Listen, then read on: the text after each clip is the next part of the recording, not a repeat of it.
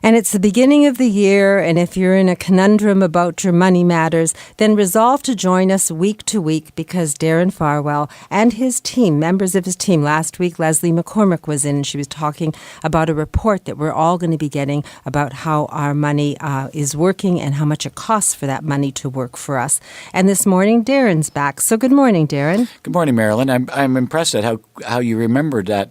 The CRM2 that Leslie was talking about. That's exactly what it's going to be. You'll see how your money is done and quite precisely how much you've paid for that. Well, I didn't remember the CMR or whatever. CRM2. There you go. I wouldn't be able to do that, but I do remember what it was about, and I think it's great. And the fact that you offer a second opinion to me is great because it's all about numbers. I used to like arithmetic in school because there was a right answer and there was a wrong answer. So numbers don't lie, at least in this instance of what your money earns and what it costs. I think it's wonderful to be able to have that.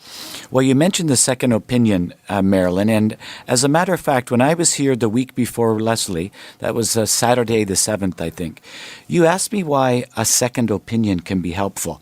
Now, I think that was about 2 days after I'd returned from some beautiful 80-degree Mexico weather, and I'd arrived in Toronto to minus 20 degrees Celsius with the wind chill. So I think perhaps my mind was a little bit frozen, and I didn't feel very good about the answer that I gave you.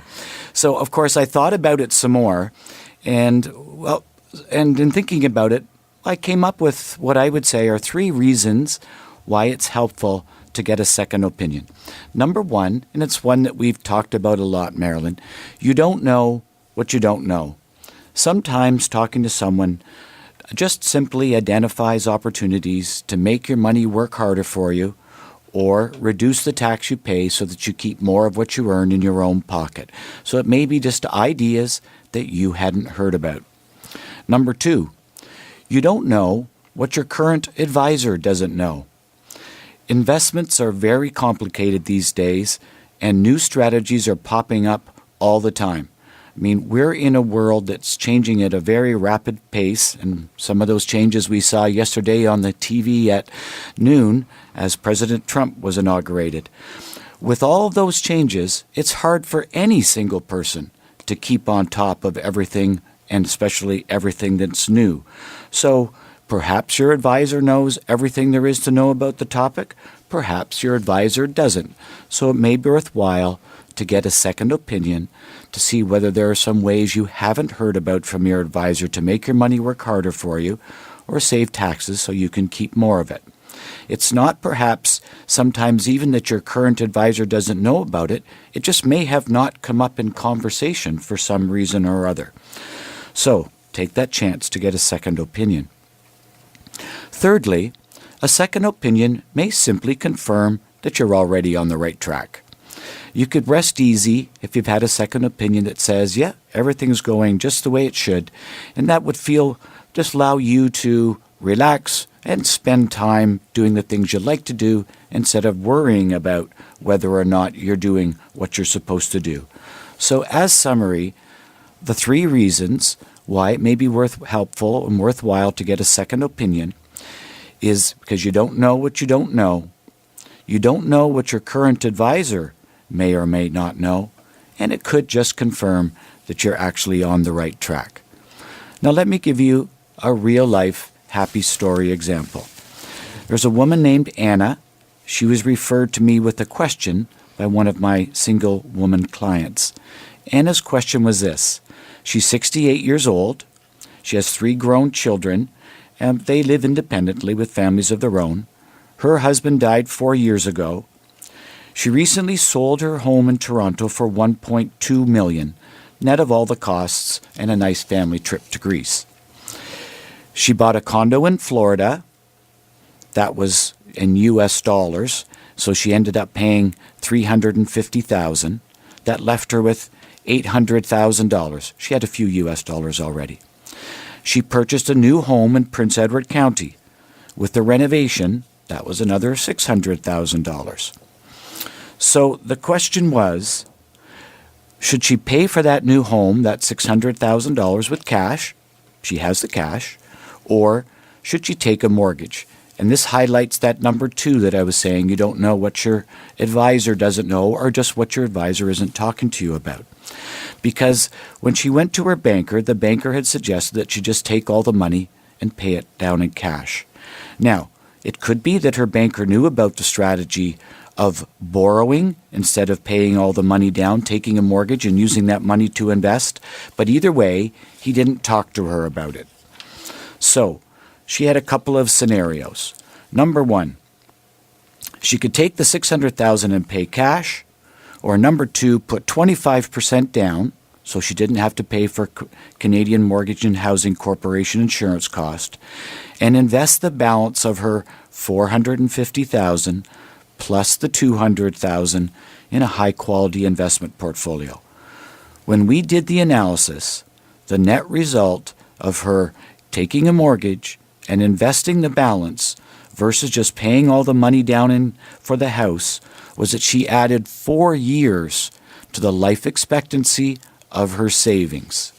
So, with that, Anna was very comforted knowing that her savings would last 4 years longer using this alternative strategy. After all, you may have the luxury of living a very healthy, independent life a lot longer than you think. Now, Anna hasn't decided that she'll do that. Scenario 2, where you borrow to invest, certainly has more moving parts. There are different risks to consider other than just running out of money, but running out of money is a big one. Scenario 1 is nice and simple. But either way, Anna and I worked together. She came, I think, to trust me. In fact, she said in her own words that she now does have a professional that she feels safe working with going forward. And if nothing else, I think that will be good for Anna as well. Well, there are many ways to get to the end of a journey and a destination. It's nice to know that you have alternatives. So if there's a crash on the 401, you know what road to take off. And I guess now with the GPS, it's wonderful. So I would call you a GPS. You would be able to give the alternatives so that someone can decide what they're comfortable with, whether they want to meander through the path and get to the same destination, or they want to do it swiftly, whatever. So thank you for the illustration and Anna's happy story, and maybe you'll give us the results of that when she's moved to Prince Edward and done all her downsizing and things. We'll have to get Lori involved with that. But anyway, thank you for the illustration. Yes, the second opinion is important, and it's also important that the driver have a map. It's only as good a journey as the person who's actually got the steering wheel and going forward. So, you're in the car and it's moving. It's nice to know that it's going to get you where you want to go. And I've never heard that term, life expectancy of savings. I thought you were going to go somewhere else. I thought you were going to give us a fact and figure number. But looking at it that way makes it different. It's actually something I've learned. Thank you for that. Oh, you're welcome. Because people generally go into retirement with a specific lump sum of money available to them. And it's a question of how long is that money expected to live given the way that you're investing it. And taxes and your investment style can have a big impact on how long you might anticipate that portfolio to last.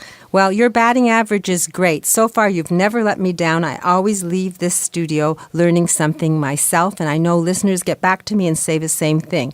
So if you're sitting there and you want a second opinion, have one from someone I think impresses me every week with his knowledge. Plus, he's got a team behind him, so it isn't just what he knows, it's what his whole team knows.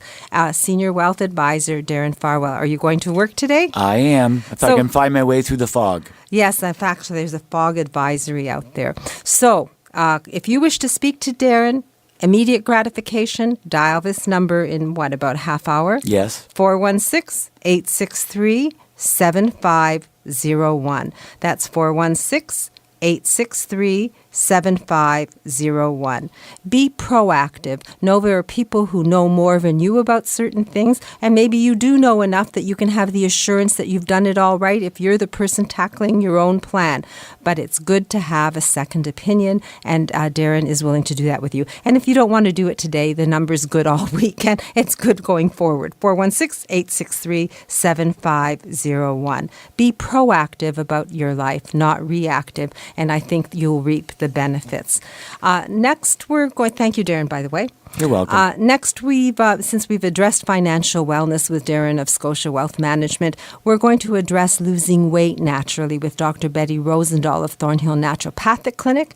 And then we're going to hear how we can learn to make our computers work better or comfortably for us with trainer Ryan Taylor of Computers Made Easy. So we're going to be continued to empower ourselves right here from a woman's perspective on Zoomer Radio.